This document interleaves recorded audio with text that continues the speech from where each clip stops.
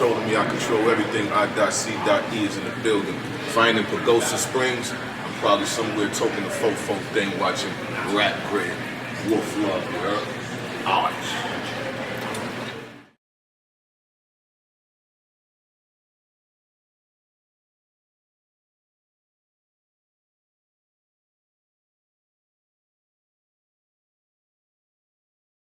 Good old Dizaster, man. Good old Dizaster. So we're gonna dive deep into the brain of Bashir the God. Bashir the God. Bashir.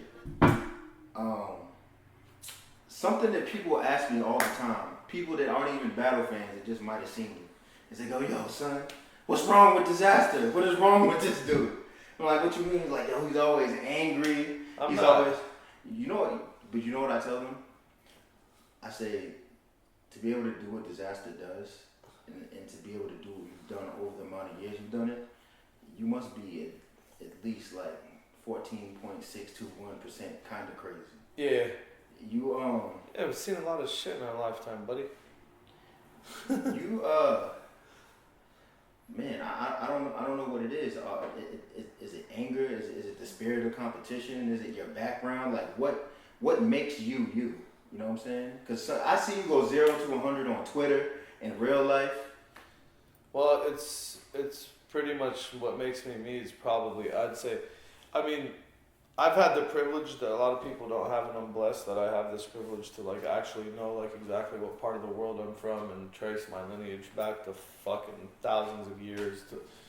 I'm like from a part of land, I know exactly what patch of land I'm fucking from, you know, and I've learned like a lot about my past, you know, pretty much my fucking, my family backgrounds from both my mom and dad's side of the family, and my shit is literally composed of the craziest poets ever. Like, I'm talking about Arab poets that were just insane at freestyling too, like Arabic fucking crazy rhymes, and it was competition at one point too. Like, they actually, you know, at one point, like in the 1800s or something to the 1900s and up to like, they still do it, but it was like huge, where they would compete with each other. They would just sometimes put a beat to it. It wasn't a cappella, but it was still like a cappella. A lot of it was like, they'd spit a cappella, then somebody would be like, and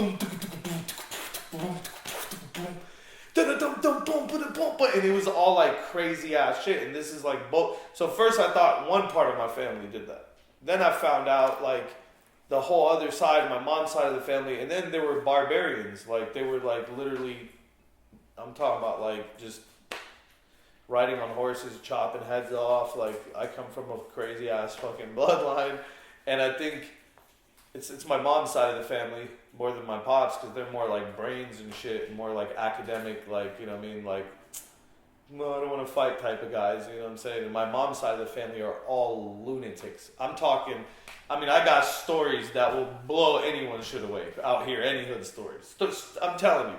Random shit I could think of, like one of my fucking mom's cousins beat the dog shit out of a dude on an airplane on the way to Dubai with him and his boy and his fucking family members, and he starts grounding, pounding, and this guy is huge. He's like, we call him like the Lebanese Suge Knight guy, you know what I mean? Like, he's like, he has the beard, he's big, he's cigar with the gold chain, and he's just a fucking nutty fucking Arabic guy, and he starts grounding, pounding people on the plane, walks off the plane, and everybody knows who the motherfucker is. The army's waiting for him, you know what I mean? He told them, don't put your fucking hand on me, I'll arrest myself, and he walks himself out. Nobody touches him. He goes to jail for like 2 hours and he's out of there because everybody fucking knows, like, you know what I mean? So a lot of parts of my, like, I have people like that in my family. This is just like random shit. These guys were put on the point, like checkpoints, when they were like 12 years old. The checkpoints in Lebanon during the Civil War and what my family like went through before they came out to the States, dog, it was like smoking people at the checkpoint going by identification card.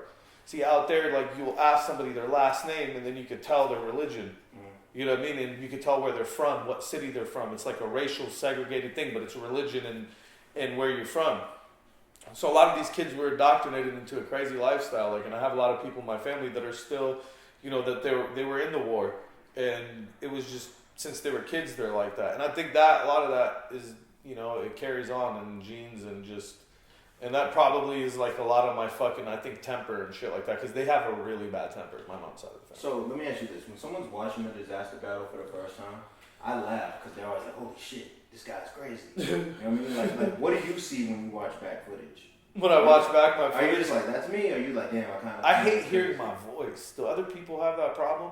I don't like hearing my own voice. It feels weird. I'm like, do I sound like that? I don't really know how I be sounding. And sometimes my voice is different. Like I got different voices, and I don't do it on purpose. My shit just changes. Because I mean, I guess I learned this in a class one time that you never know what your real voice sounds like because you know the vibrations in your head. Yeah, we probably have no idea what our real voice sounds like. You sound different to me than you sound to yourself. That's clearly, and sometimes I wonder how annoying I sound to people, but you know, I don't give a fuck. A lot of people sound annoying as fuck to me. You don't sound annoying? I'm pretty sure I do. Sometimes you go in. Nah, man, I'm smart enough to know. I'm smart enough to know that I probably fucking burn people's ears off here and there. Like in the battle? Like, no, when they hear, like, to the average person, you gotta understand perception and people's energies and where they're at in their life. And like, someone just walks in from a hard day of work. Let's say a fucking nurse comes home and she's trying to have her tea and sit on the balcony, and she hears a Dizaster round about Dumbfounded's mother. She's gonna be like, what the fuck is this? It's gonna automatically not be on the, it's gonna be too much. And the voice and the yelling, if you're just trying to chill, you're not gonna want to hear that. Now, I have a lot of people that have been through a lot of shit in their life, bro. People that, like, a lot of people in jail, like, love my shit.